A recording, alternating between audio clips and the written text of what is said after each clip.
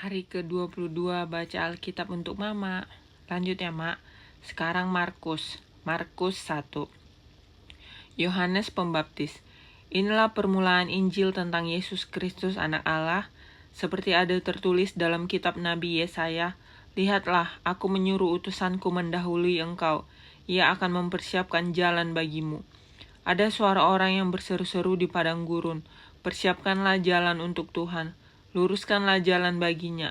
Demikianlah Yohanes Pembaptis tampil di padang gurun dan menyerukan, "Bertobatlah dan berilah dirimu dibaptis dan Allah akan mengampuni dosamu." Lalu datanglah kepadanya orang-orang dari seluruh daerah Yudea dan semua penduduk Yerusalem, dan sambil mengaku dosanya mereka dibaptis di sungai Yordan.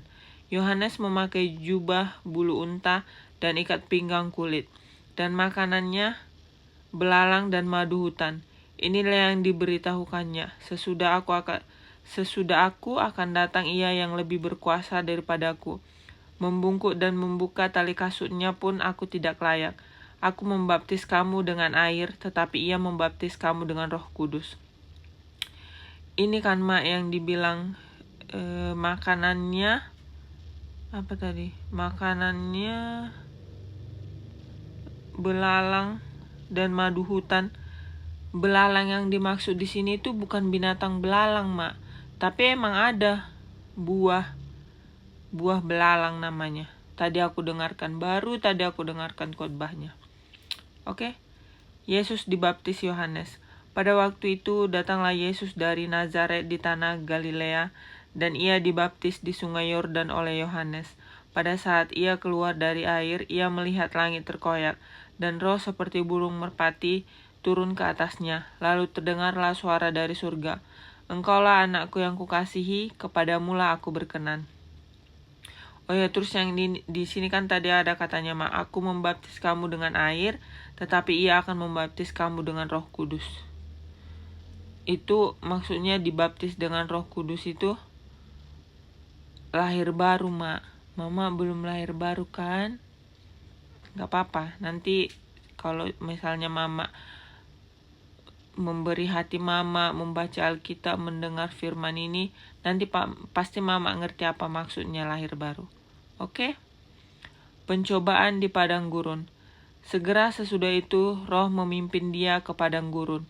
Di padang gurun itu ia tinggal 40 hari lamanya, dicobai oleh iblis. Ia berada di sana di antara binatang-binatang liar, dan malaikat-malaikat melayani dia. Yesus tampil di Galilea. Sesudah Yohanes ditangkap, datanglah Yesus ke Galilea memberitakan Injil Allah, katanya, "Waktunya telah genap, kerajaan Allah sudah dekat, bertobatlah dan percayalah kepada Injil." Yesus memanggil murid-murid yang pertama. Ketika Yesus sedang berjalan menyusur danau Galilea, ia melihat Simon dan Andreas, saudara Simon.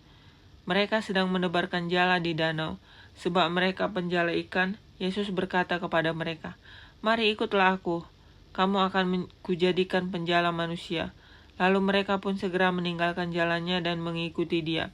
Dan setelah Yesus meneruskan perjalanannya sedikit lagi, dilihatnya Yakobus anak Zebedeus dan Yohanes saudaranya sedang membereskan jala di dalam perahu.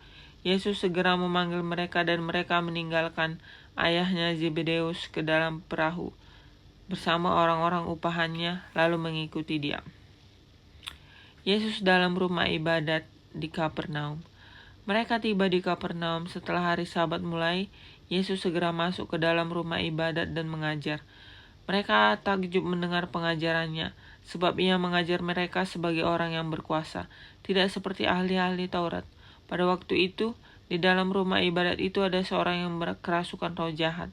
Orang itu berteriak, "Apa urusanmu dengan kami, hai Yesus orang Nazaret? Engkau datang hendak membinasakan kami? Aku tahu siapa engkau, yang kudus dari Allah." Tetapi Yesus menghardiknya.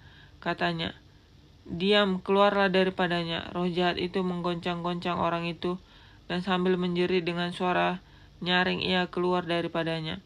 Mereka semua takjub sehingga mereka memperbincangkannya. Katanya, "Apa ini? Suatu ajaran baru?" Ia berkata-kata dengan roh kuasa. Roh-roh jahat pun diperintahnya, dan mereka taat kepadanya. Lalu tersebarlah dengan cepat kabar tentang dia ke segala penjuru di seluruh Galilea.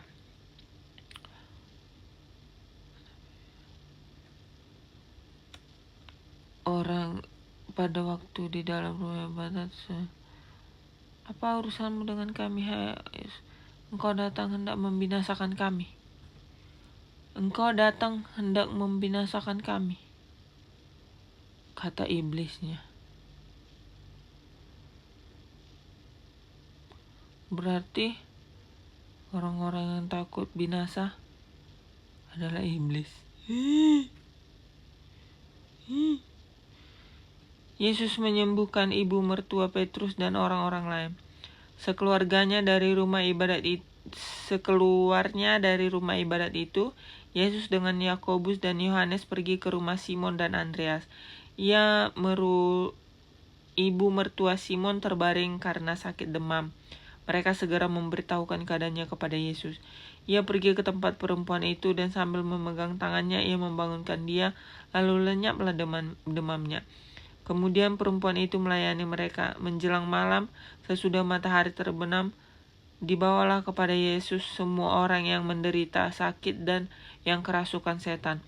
Maka berkumpullah seluruh penduduk kota itu di depan pintu. Ia menyembuhkan banyak orang yang menderita bermacam-macam penyakit dan mengusir banyak setan. Ia tidak memperbolehkan setan-setan itu berbicara, sebab mereka mengenal dia. Yesus mengajar di kota-kota lain. Pagi-pagi benar, waktu hari masih gelap, ia bangun dan pergi keluar. Ia pergi ke tempat yang sunyi dan berdoa di sana. Tetapi Simon dan kawan-kawannya menyusul dia. Waktu menemukan dia, mereka berkata, "Semua orang mencari engkau," jawabnya.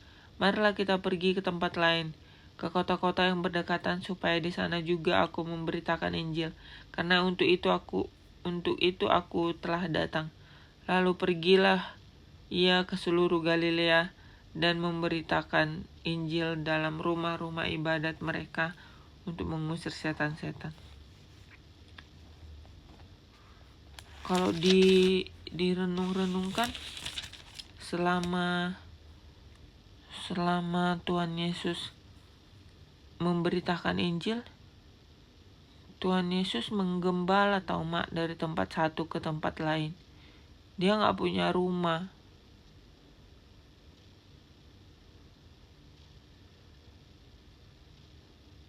Tuhan Yesus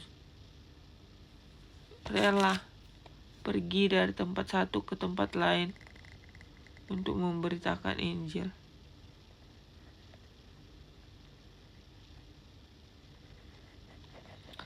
Baik Tuhan itu kan, Mak.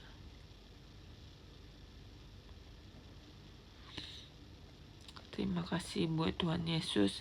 Terima kasih buat Tuhan Yesus karena udah sayang sama aku dan sama mamaku dan sama semua orang di dunia. Shalom. Tuhan Yesus, terima kasih buat firman-Mu malam ini. Tuhan, biarlah firman-Mu berakar, bertumbuh, dan berbuah dalam hidup kami. Terima kasih Tuhan Yesus sudah menebus kami di atas kayu salib. Terima kasih Bapa, ampuni dosa-dosa kami supaya kami layak disebut sebagai anak-Mu. Dalam nama Tuhan Yesus, Tuhan yang hidup, yang kami kenal di dalam Yesus Kristus. We love you Jesus. Amin. Oke, sampai ketemu besok, Mak. Besok aku bangun jam 10. Jangan Mama telepon aku. Oke? Shalom. Shalom. Oke. Dadah, Mak.